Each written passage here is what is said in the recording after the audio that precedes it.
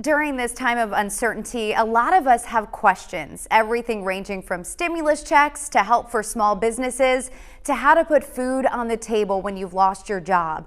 We are getting answers for you from Congressman French Hill, who is joining us now. Thank you so much, Congressman, for joining us. Thanks, Laura. Thanks for having me. Yes. So thousands of people across the state are filing for unemployment right now. Those who are self-employed or independent contractors, we're talking about gig workers, Uber drivers, they're being told right now to wait to file because the unemployment offices, they're still waiting on federal instruction and technical help. So what can these individuals do? When can they file, and what should they do until then in order to feed their families, take care of their families? Right. Well, thanks, Laura. Important question, and Congress recognized that when we passed the CARES Act. For the first time ever, we made self-employed people, sole proprietors, independent contractors, and gig workers eligible for unemployment compensation benefits. And that's good, and we increased the amount of that unemployment compensation. But the challenge is none of our state systems in unemployment recognize that. So our states around the country are reprogramming their computers, and Mike Preston, who's our leader, the Secretary of Commerce, says it could be 2 or 3 weeks before he has the computers reprogrammed for those independent employees that need unemployment compensation. Good news is they will get the money backdated to when they left their job or closed their business. But the bad news is it's going to be a couple of more weeks before they can access it.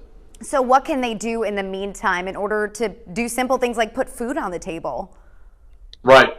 Well, fortunately, this is the week that the U.S. government, the Treasury Department, is going to issue tax rebates to all of our families, $1,200 per adult, $500 per dependent child.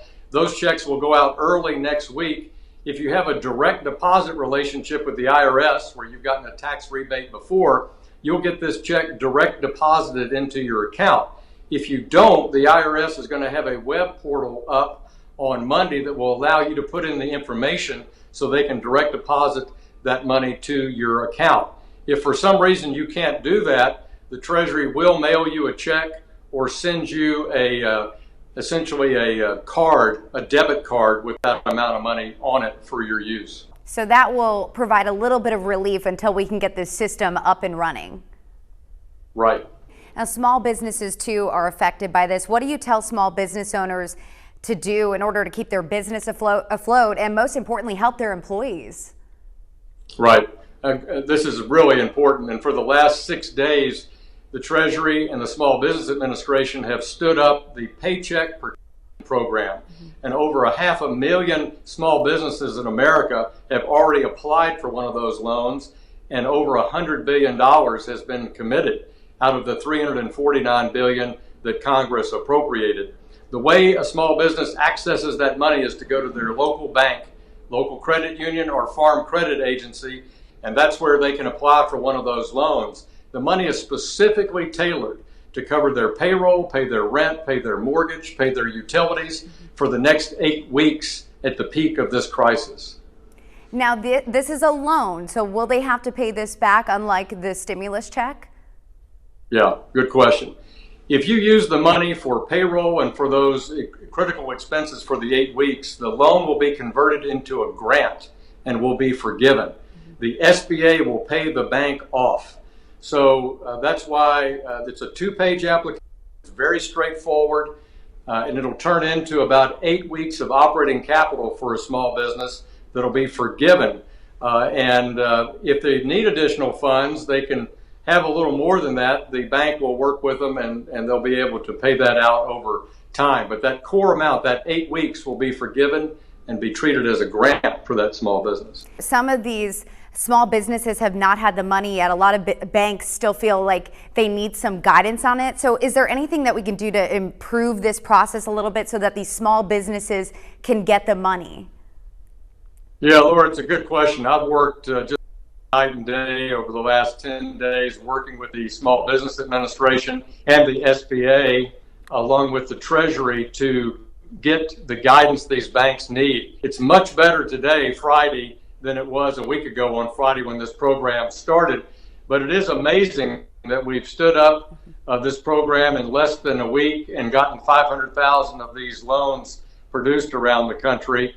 But banks are getting guidance every night, updated by the Treasury Department and the SBA to help them do a better job. But right now they can close these loans using their own loan documentation in the bank, and they are pretty good to go. There's still some technical issues to work out, but most banks are now closing these loans for our small businesses. So we've heard about a Trump administration request for a quick approval for $250 billion in additional loans to help small businesses. But right now that's stalled. That was as of Thursday. So what is the status of that? So Secretary Mnuchin and Mitch McConnell, the majority leader in the Senate, wanted to add $250 billion to that Paycheck Protection Program that we just talked about, because at the rate we're having applications for the money, it could run out at the end of next week or early the week following. So Mitch McConnell had a very clean $250 billion request. It was blocked yesterday by Minority Leader Chuck Schumer, saying he wanted to add money for hospitals and add money for additional SNAP benefits. Here's the issue with that, Laura. We have $120 billion in for hospitals in the CARES Act that we haven't even distributed yet. The first $30 billion of that's being distributed today by direct deposit to care providers around the country. And we extended the SNAP benefits, and both the states and the federal government have extended those, increased the benefit, and removed all the restrictions from it. So I think Mitch McConnell's view was those two requests from the Democrats in the Senate were premature, and yet the Paycheck Protection Program is essential right now to keep people employed and keep our small businesses functioning. Is that something that you all would look at later on after all of this money has been paid out to see if we need additional funds? Well, I feel that way generally about all the money in the CARES Act, that we ought to wait till early May and take a look and see all the investments that we've made and see if there are any gaps. But with this Paycheck Protection Program, we don't want that program to run out of funding at the end of next week or early the following week. So I support quick action by the Senate, followed by quick action in the House on this very narrow proposal. But on the balance of all the materials and strategies that we've put in place in CARES, I think we should wait till early May and see how the investments that we've made, how they've produced results out in the American countryside. And what assistance is available for people who need help feeding their families right now? This is a place, Laura, where we need to recruit volunteers too. We need volunteers in our community to help pack school lunches. The Congress approved the school lunch program continuing, and I'll tell you, Governor Hutchinson and the school districts here in Central Arkansas jumped on it, and they are offering meals for kids who should be in school right now to be able to take home. But we need volunteers to pack those lunches down at the Clinton Center. We really appreciate the Clinton Foundation offering that space. And we need our families, if they can, if they're able to volunteer and get contributions to our food banks. Congress also allocated more funding to our food banks so that we can support our families who are in this tough period in between paychecks.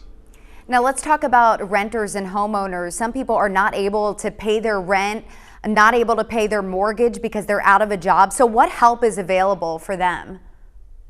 Congress in the CARES Act authorized deferrals for federal mortgages and also deferral for rent in federally supported multifamily housing units. So also a lot of banks in this country are sensitive to this, and they're deferring payments for people on their loans, on their credit cards, on their mortgage payments.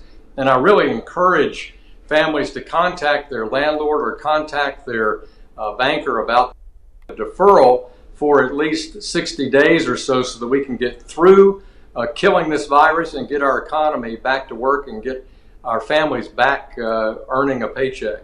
Speaking of that, we did a poll and more than 80% of viewers think that it's still too early to think about reopening businesses. So I'm curious what you think about this. Yeah, Laura, this is a great question. And this is what everybody in the country is talking about. We've had terrific public health leadership across the country in fighting the virus, looking for a therapeutic, developing a vaccine.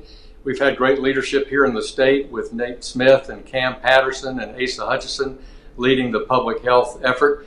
But now it is time to slowly think about how would we bring back the country to full employment over the next few weeks, and when should we start, and what should be the characteristics that we all follow.